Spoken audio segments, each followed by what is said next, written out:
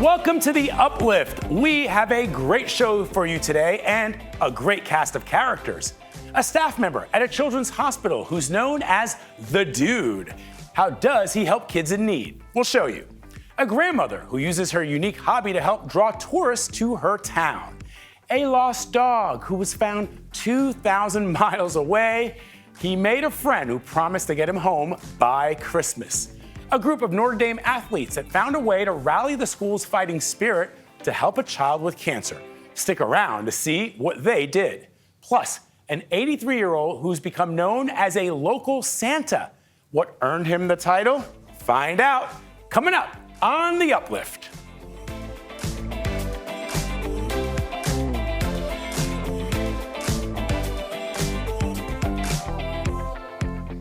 Hey there, I'm Vladimir Dutier, and this is the show that lifts you up for at least the next 30 minutes. We're going to begin today in North Carolina, where an 83-year-old man made sure hundreds of kids had gifts this Christmas. Here's Caitlin O'Kane with his story. There's a workshop in Sanford, North Carolina that looks more like it belongs in the North Pole, not a home. It belongs to Jim Annis, who hand makes wooden toys for kids who might be in need during Christmas. His toy making started decades ago when he was just a kid himself. My dad, he worked every day but didn't make a whole lot of money. And so we got some toys at Christmas, but not a whole lot. And so I sort of learned early to help my brothers and sisters. And so I learned early that I need to sort of help myself and help them out too. And now, at 83, Mr. Jim is using his toy-making skills to help others. He's in his workshop all year, building hundreds of wooden fire trucks, cars, grasshoppers, and chickens. Then, once Christmas comes around, he delivers them to the Salvation Army of Lee County. We have a joy program where we get a bunch of toys for the community, for the kids in need. So on the day that we give the toys away, he comes with his toys, and he sets up right in front of the line where they pick up the toys. And he's the first one that they see when they come through the line, and he is just full of joy, and he's dancing and he's smiling. Each year, Mr. Jim makes 200 to 300 toys, and all of them go to deserving children in need. Some people ask me, how much money were paid for doing this? Mm-hmm. And I said, well, my pay is when I hand the toys to the children and they smile back at me. And that is worth all the gold for knots. Excuse me, I get carried away a little bit. I'm sorry. Mr. Jim has earned the title of Sanford Santa because when it comes to Christmas spirit, he's got it. It means so much to have someone that year after year cares and puts so much time and love and effort into these toys for the kids, just to see them happy. He's basically the Christmas spirit just in one body with his love and his giving and his excitement, and he just brings everyone so much joy. Well, I'll tell my wife I keep on doing till my toes turn up.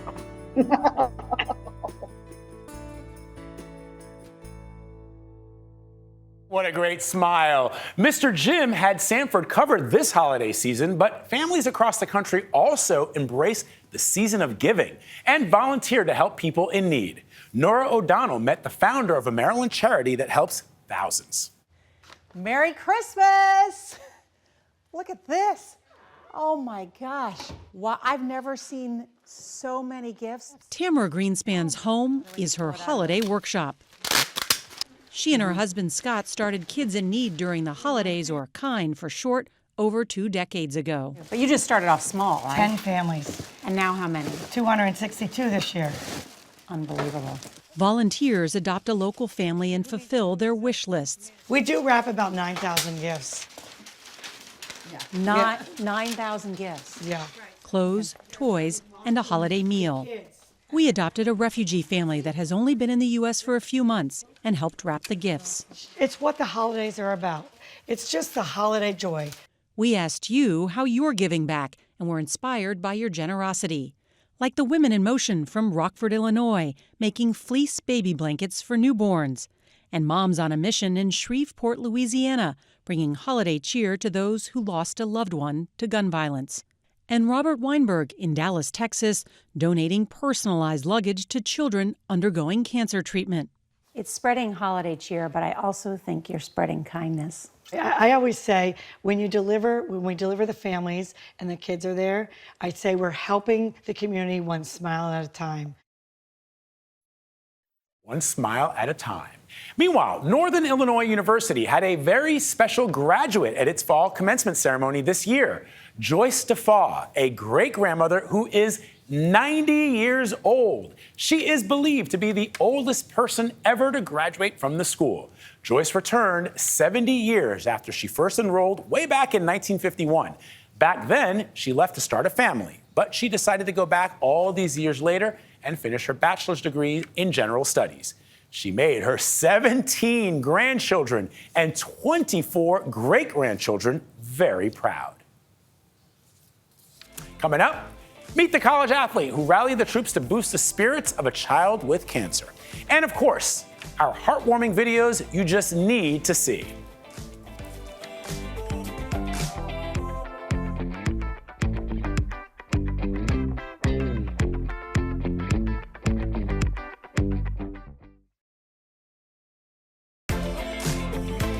Welcome back to the Uplift. We now have those heartwarming videos you just need to see, starting with this one. It shows 4-year-old Braylon baking with his mom. She says her son had a speech delay, so she was blown away when he did this. Thank you, Mom. You're welcome.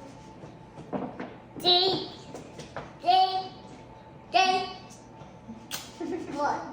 you, Mom. You're welcome. I love you, Mommy. Oh my I love you so much. Wow. Aw, Braylon, keep that energy for the rest of your life. All right, when you think of camels, you probably think of sand in the desert, not snow. We'll take a look at this. You are a snow camel. He is so excited. A snow camel.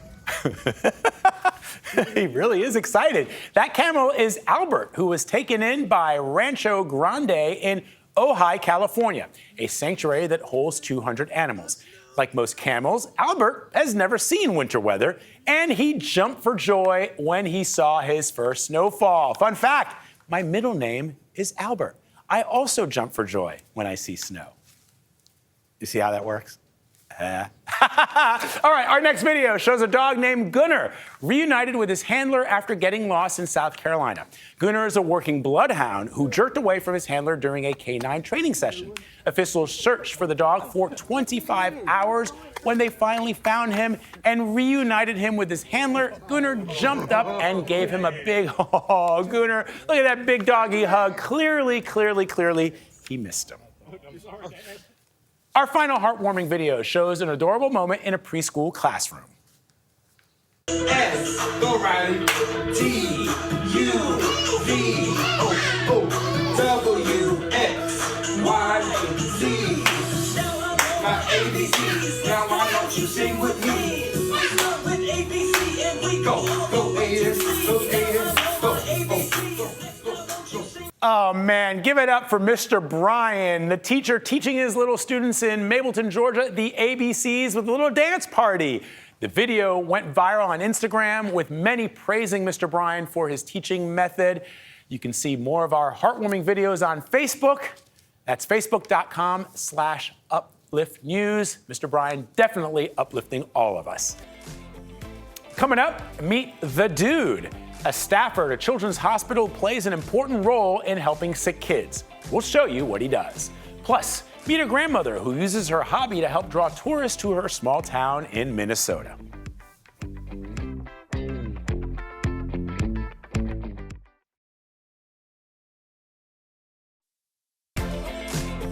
A small town in Minnesota was on a mission to attract more tourists and turned to a 92-year-old grandmother for help. Here's John Lorison with her story. Every town celebrates Christmas in its own way.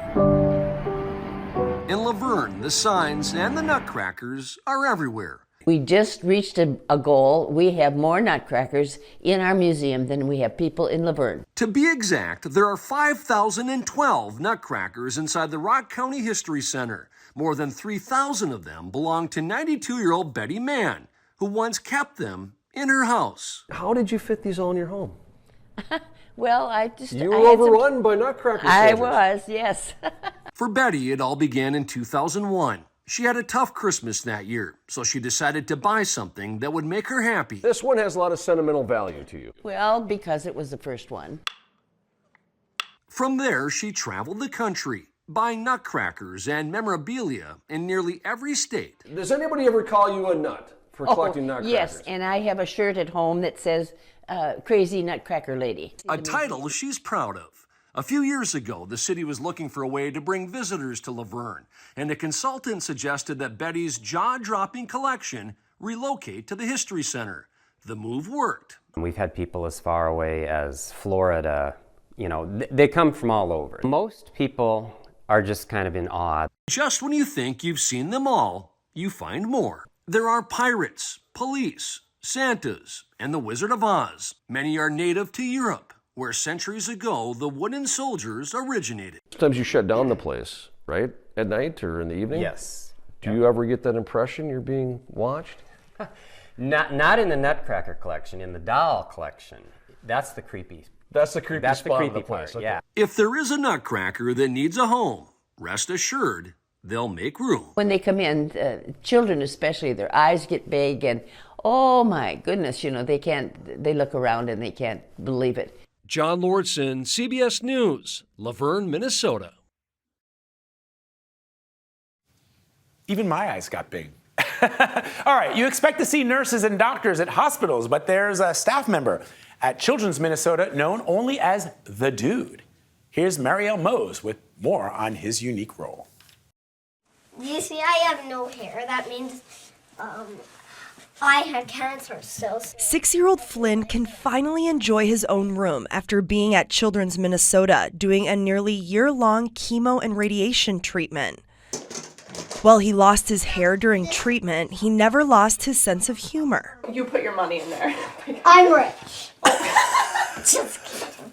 That wit is something that stood out to the host of the hospital internal TV channel Star Studios. Oh, I hope you're ready and in the mood for a party. Known to Flynn and all the other kids as the Dude. Bingo! He's been entertaining patients there since 2007. Flynnmeister? And sometimes the patients entertain him too. Smooth. There are kids like Flynn that you don't forget. The Dude and Flynn instantly bonded. I like that he's really funny. His spirit was just undeniable, and that is so inspiring to me. Again, more correlations between me and puppies. The most recent show the Dude hosted was a puppy party. It's moments like this that disrupt the realities these kids are dealing with. The Dude made me feel happier than usual because I didn't want to go to the hospital and stuff. It eases the burden for parents, too. An opportunity for Flynn to laugh and have fun and just be a kid. While these patients face a lot of unknowns, they can always count on the Dude to never say goodbye. We always say, Hashtag later. Bye. Bye. Something the two said to each other when Flynn's scans showed no sign of disease. What's up, dude? What's up, dude? The Dude abides. All right, a German Shepherd from Sacramento disappeared last year and turned up thousands of miles away. Luckily, he met up with some friends who helped him find his way back home. CBS Sacramento's Marilee Ginter has his story. No shortage of friends for Zeppelin, even if he is nearly 2,000 miles away from home and his family. We kept looking for him for quite some time. We were very sad. Sandra O'Neill wasn't sure she'd ever see Zeppelin again. I wasn't done with that. The German Shepherd mix went missing in Sacramento last October. 14 months later, he showed up in Kansas. Went out to the pasture to see what our dog was barking at and found him. Heather Reichert finds strays in her pasture all the time, but something told her Zeppelin needed help. So when she brought him to a vet clinic, his microchip showed even though he was in Kansas, he certainly wasn't home. Hi, baby. How are you?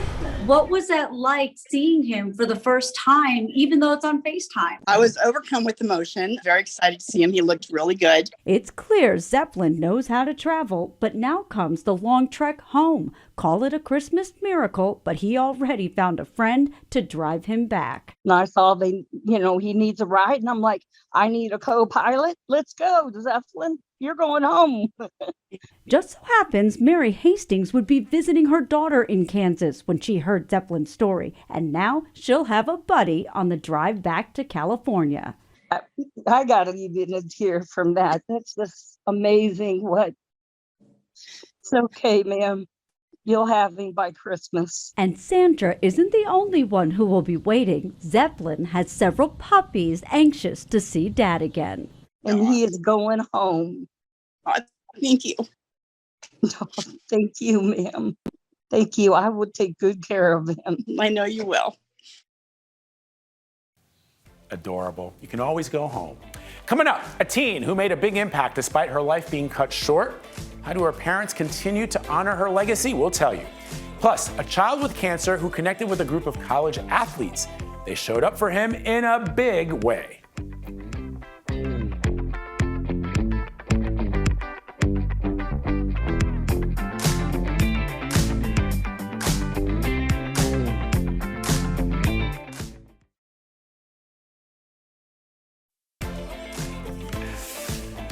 We now introduce you to parents who wanted to honor their late daughter who made a big impact despite her beautiful life being cut short. Here's Nora O'Donnell. I'm walking on sunshine, whoa! Penny Durgee lived every day with joy, humor, and bravery. She made a choice to live her life with joy and optimism. At a young age, she was diagnosed with neurofibromatosis, a condition that can cause tumors, and in her case, led to terminal brain cancer. I've known you guys for a long time and never knew that Penny was dealing with as many medical issues that she was dealing with. She was always the face of positivity. You're not alone, Nora. I think that's sort of how Penny lived her life. She taught us a lot. She was quietly very brave. Looking at her, you would never know she was sick. Penny always chose positivity over pain and hoped to inspire others to find beauty in imperfection. It's not your lifespan, Nora, it's your wingspan. And Penny lived a greater life in her 16 years than most people do in 100. So for that, we could not be more grateful. Her family launched a foundation, and after just a week, the butterfly effect took off. Her friends have spread her message across the country with help from people like Jimmy Fallon and Eli Manning. She was a gift to all of us, and we know she lived her life's purpose. Living your life's purpose, no matter how short. Love it, Nora. Thank you. At the University of Notre Dame, a group of lacrosse players became dedicated to helping lift the spirits of a young boy with cancer, and they ended up having a huge impact. Adriana Diaz has more. Number 16, Max Manick, is a captain of the Notre Dame lacrosse team, who also double majors in pre-med and finance. There's 2 teammates that weren't here. Even with all that, he finds time to organize this. Hi, Aiden. This is Santa with the Notre Dame swim team, with the women's lacrosse team, with the Notre Dame hockey team. Merry Christmas! Videos called Pediatric Pep Talks. We've been really thinking of you this past month. We're all rooting for you, man. Bring Notre Dame's legendary fighting spirit to lift the spirits of seriously ill children. For a little kid, that's a huge big deal, right? 'Cause even though they don't know what lacrosse is, that's 60 more guys who they know care about them. The video started when a school program had Ian McMillan, a then 10-year-old with leukemia, sign on to the lacrosse team. Then COVID hit. He was pretty much trapped in his room. If you're on the team, you need to be part of the team, right? So what we started doing is we just started sending a super quick video every day after practice. We're all rooting for you. You got 55 brothers with this team. When I'm sick and trying to get better, I usually have a negative outlook and this is never gonna end, what am I gonna do? And then when I get a video, it makes me feel like I can get out of this, I can do this. It's clear what Ian's dad thinks. Kevin, what has this been like? Oh, it's huge. I mean, it's a family unit coming together, and like, I knew it. Being with the jeez. Just the brotherhood is just such a cool thing to see. And they're college guys supporting a little kiddo. Now, athletes from all teams take part. I hope to see you come by Notre Dame sometime. Like All-American football player Isaiah Foskey. I just want to give back, make someone else smile instead of myself. And track and field Olympic hopeful Jaden O'Brien. It's hard to put into words, really. I guess I could say magical. Just like putting together random videos. Like, it's not like I'm not curing cancer out here. I'm doing something super small, super simple. You're not curing cancer, but you're bringing a smile to the face of someone who's fighting cancer. As long as you're happy and you're smiling, like, your day's better, and all we're doing is taking it one day at a time. Ian is now cancer-free. He says the videos were key. And Manic is fundraising to build an app with the help of Notre Dame's Idea Center to expand to other schools. When he sends it to the other kids, it's going to help them so much too, and he's trying to make a huge difference, and that makes me very proud of him. I'm sure he has made a difference. That is our show. I hope this news brightened your day and lifted you up. This episode of The Uplift is presented by the Subaru Share the Love event.